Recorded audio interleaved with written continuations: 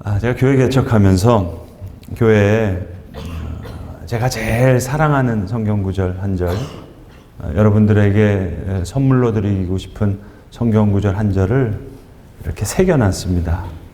근데 자세히 보셔야지 찾으실 수 있게 이렇게 새겨놨거든요. 혹시 무슨 성경 구절인 줄 아시겠어요? 정확하게 얘기하면은 지금 네 성경 구절을 제가 교회 개척하면서 교회 곳곳에다가 써놨는데요.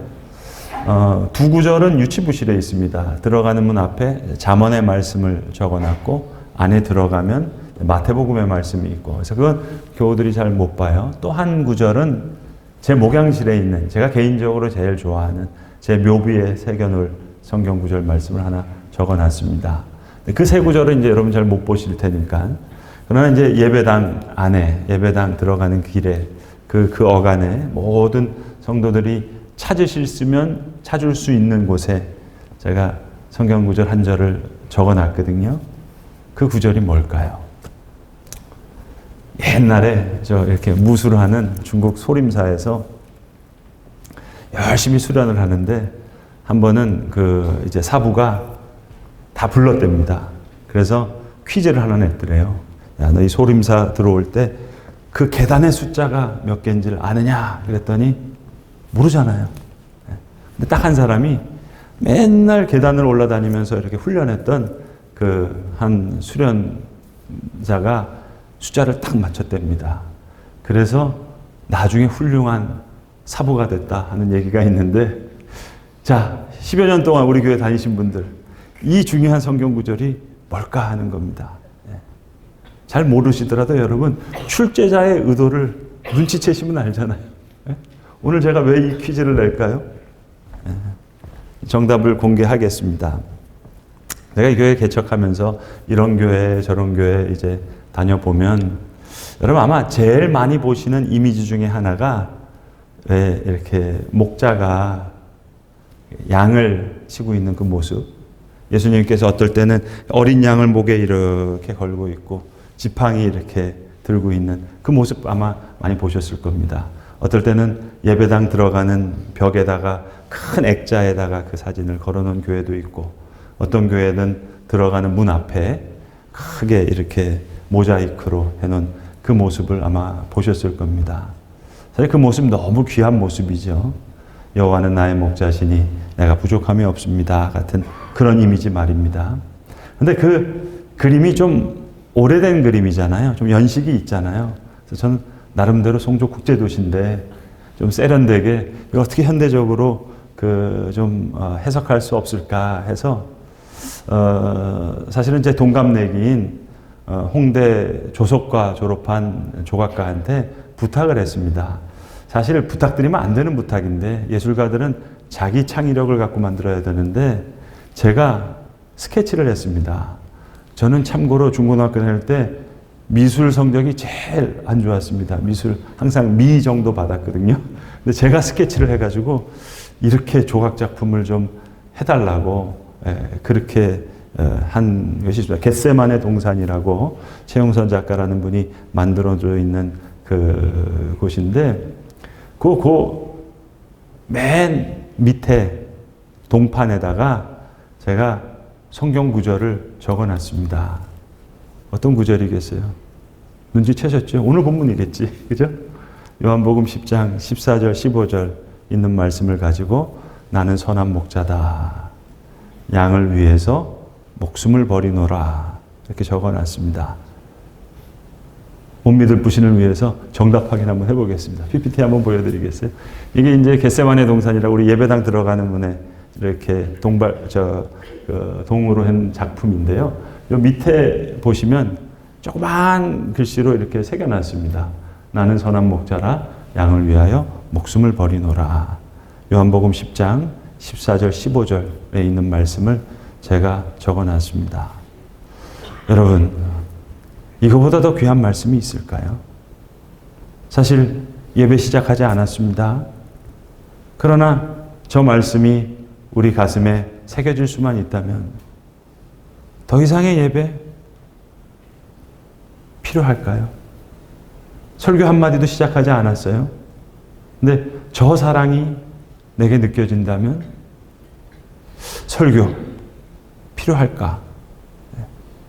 저는 그런 생각을 해봤습니다. 그래서 여기다 적어놨습니다.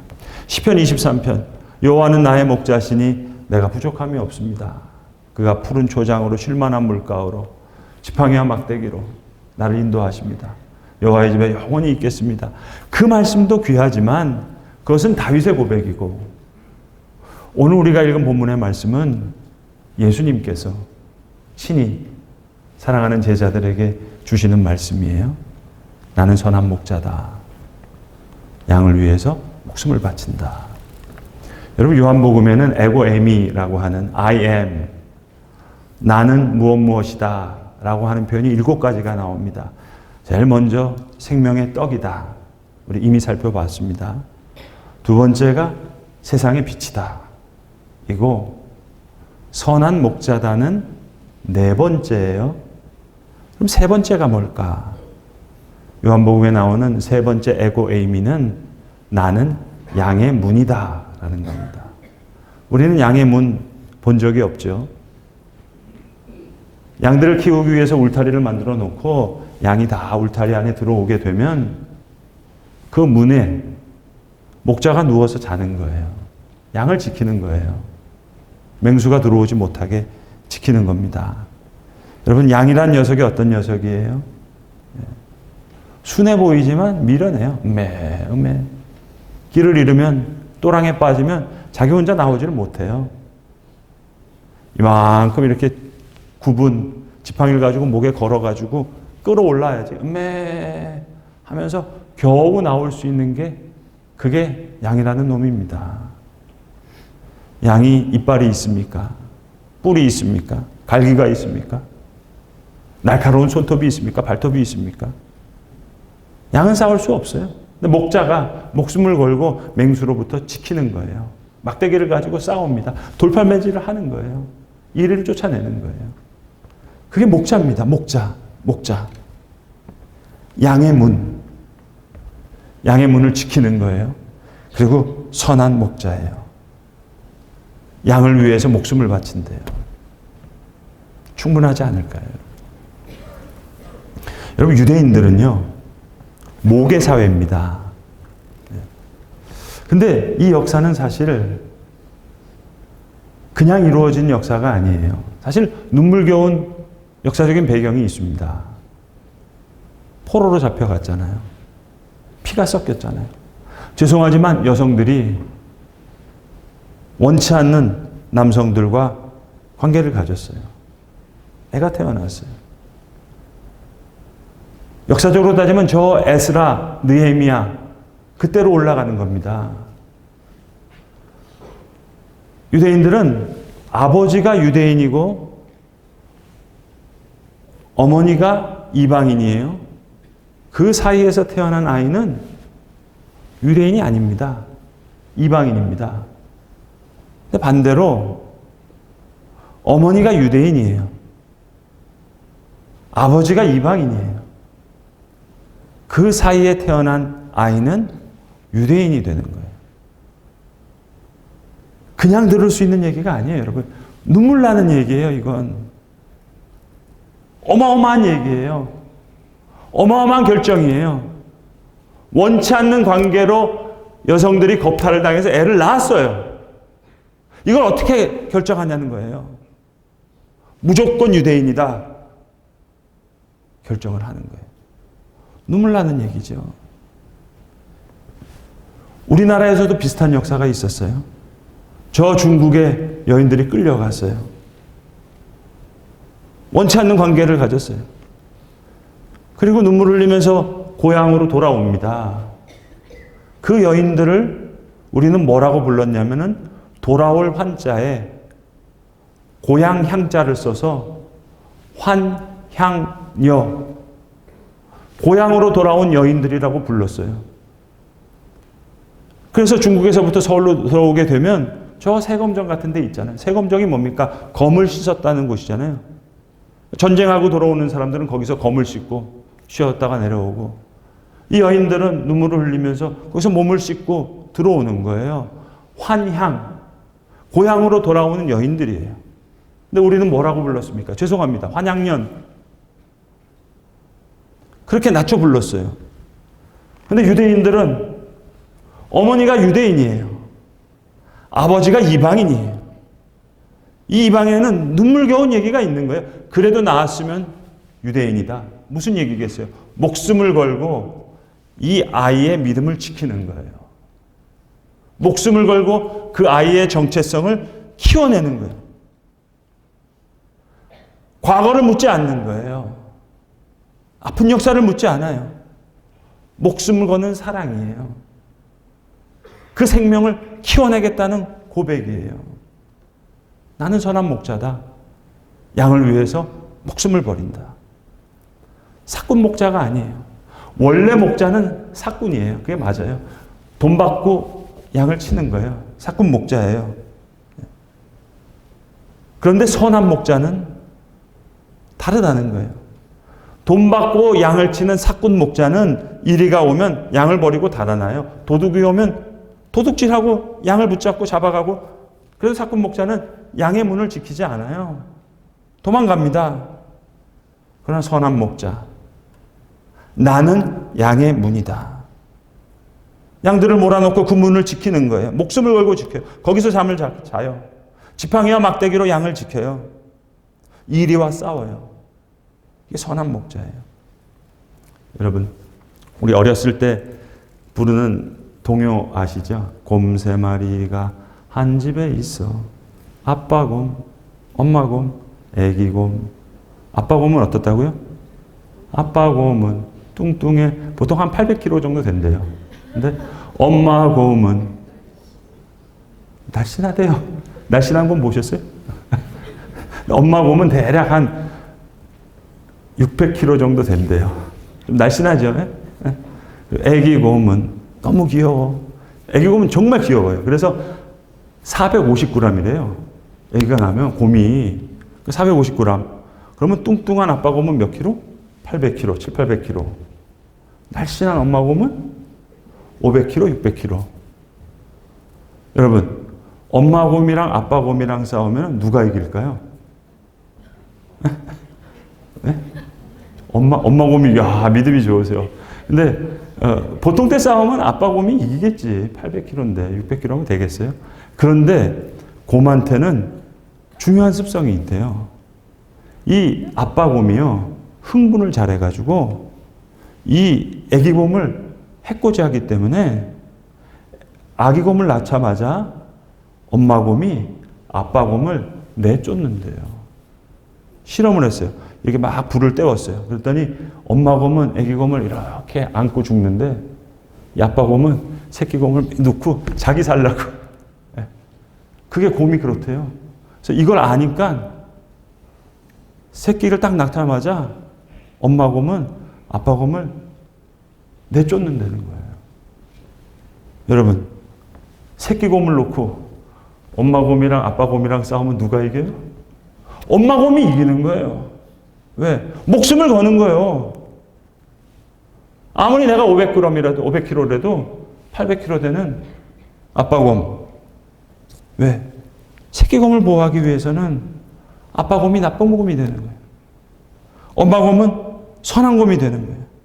새끼 곰을 위해서 목숨을 바치는 거예요. 새끼 놓고 엄마 곰이랑 아빠 곰이랑 싸우면 엄마 곰이 이긴대요. 왜 그렇겠어요?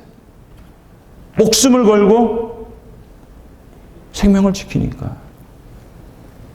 선한 목자, 양을 위해서 목숨을 거는 거예요.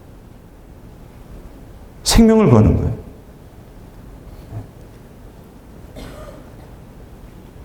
예수님, 나는 선한 목자다. 양을 위해서 목숨을 바친다. 이게 왜 요한의 공동체한테 큰 위로가 됐는 거 하니? 요한교회는 회당에서 쫓겨난 신앙 공동체였기 때문이에요. 그게 나면서부터 맹인된 그 얘기도 보시면은 부모가 출교 당할까 두려워서 얘기를 못했다. 그게 요한 공동체의 상황이에요. 그 당시에 다른 사도 공동체들은 그냥 이 회당 저 회당에 다니면서 자기 믿음을 지켰어요. 그런데 요한의 신앙 공동체는 다른 사도들의 공동체랑 달랐던 거예요. 회당으로부터 쫓겨난 거예요.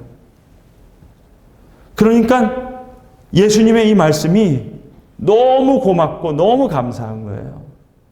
나는 양의 문이다. 나는 선한 목자다. 새끼 곰을 지키는 엄마 곰의 사랑처럼, 이리와 목숨 걸고 싸우는 선한 목자처럼 우리 주님이 나를 위해 목숨을 버리는 선한 목자이니까 오늘 아기 예수의 탄생을 기뻐하고 감사하는 성탄주일입니다. 이 사랑의 시작을 우리는 감사하는 거예요. 우리를 위해 목숨을 바치는, 아들과 딸을 위해 목숨을 거는 어머니의 사랑처럼 선한 목자가 되어서 양을 위해서 목숨을 바치는, 이게 요한 공동체에게는 유일한 위로예요. 유일한 사랑이에요. 그들이 누릴 수 있는 유일한 은혜예요. 이제는 회당으로부터 쫓겨나도 상관이 없는 거예요. 그 사랑으로 살아가는 거예요. 이 위로로 살아가는 거예요. 이 소망으로 살아가는 거예요. 보여드렸던 사진처럼 겟세마네 동산에서 눈물이 피처럼, 땀을 피처럼 흘리면서 기도하신 예수님, 그 사랑에 감격할 수만 있다면 여러분, 예배는 충분한 거죠. 예배 시작하지 않아도 예배가 되는 거죠. 설교 한마디 듣지 않아도 충분히 주의 말씀을 들은 거죠. 오늘 그 사랑의 시작을 우리는 축하하고 기뻐하고 감사하기 위해서 이 자리에 모였습니다. 여러분, 성탄절이 되면 선물 사잖아요. 근데 예수님은 우리를 위한 선물이 되신 거예요. 제 아내가 성탄절 선물 쇼핑해가지고 밤새도록 포장지로 선물 싸더라고요. 근데 우리 주님은 그분의 품으로 우리를 감싸시죠. 우리는 선물 교환하잖아요. 택배로 선물 보내잖아요. 우리 주님은 우리를 위해서 평화의 소식을 보내시고 화목의 소식을 전해시고, 말이 안 되는 교환이죠. 우리의 죄를 다 가져가시고 우리를 위해서 영원한 생명을 주시고 사랑을 주시고, 우리는 그 빛을 보잖아요. 반짝반짝 비치는 빛을 바라보면서 우리는 기뻐하지만 주님은 그 빛이 되신 거죠. 선한 양을 위해서 선한 목자가 되시는, 목숨까지 버리신 그 사랑으로 인해, 그 선물로 인해 우리는 이제 샬롬의 인사를 나눌 수 있습니다. 여러분, 샬롬의 인사, 아까 영어 하시느라고 좀 힘드셨죠? 한국말로 세 문장으로 우리 한번 할 텐데 한번 따라해 보시겠어요? 나는 하나님의 사랑받는 자다. 저는 하나님의 사랑을 받는 자예요. 그러니까 두 번째, 그래, 그럴 수도 있지. 세 번째, 그러니 현재를 살자. 양을 위해서 목숨을 바치는 선한 목자의 사랑을 받았어요. 사랑을 받아보니까 다 이해가 되잖아요. 그래, 그럴 수도 있지. 그러니 현재를 사는 거예요. 과거를 사는 게 아니에요, 여러분. 예수님의 사랑, 우리 다소라도 선물과 같은 믿음이 되고 우리도 닮아서 그 사랑을 담아내서 선물과 같은 삶이 된다면, 포장지로 선물을 사는 게 아니라 그래, 그럴 수도 있지. 과거를 감싸는 거예요. 나 자신을 감싸는 거예요. 내 형제 자매를 감싸는 거예요. 택배로 선물 보내는 것이 아니라 평화를 보내고 화목을 나누고, 선한 목자에게 받은, 생명을 얻은 선한 양, 빛을 보는 게 아니라 그 빛을 받았으니까 빛을 반사하는 거죠. 이 샬롬의 언어를 선물로 주신 거예요. 2000년 전에 성탄의 소식이 아니라 그 선한 생명을 받아 누린 선한 양이 되어서, 그래, 그럴 수도 있지. 그러니 현재를 살자. 이 성탄의 소식이 오늘 우리로 현재를 살아내는, 오늘을 살아내는 임마누엘의 소식이 될 수 있기를 간절히 기도합니다. 기도하겠습니다. 나는 선한 목자다. 양을 위해 목숨을 버리노라. 주님, 이 말씀에 우리가 필요한 모든 생명과 사랑과 은혜가 있음을 믿사오매 이제 그 성탄의 소식으로 샬롬의 인사를 나누는 선한 목자의 사랑받은 선한 양으로 그래 그럴 수도 있지. 그러니 현재를 살자 하는 성탄의 소식을 오늘로 살아내는 그런 귀한 주의 자녀들 되게 하여 주시옵소서. 우리 구주 예수 그리스도의 이름으로 기도드리옵나이다. 아멘.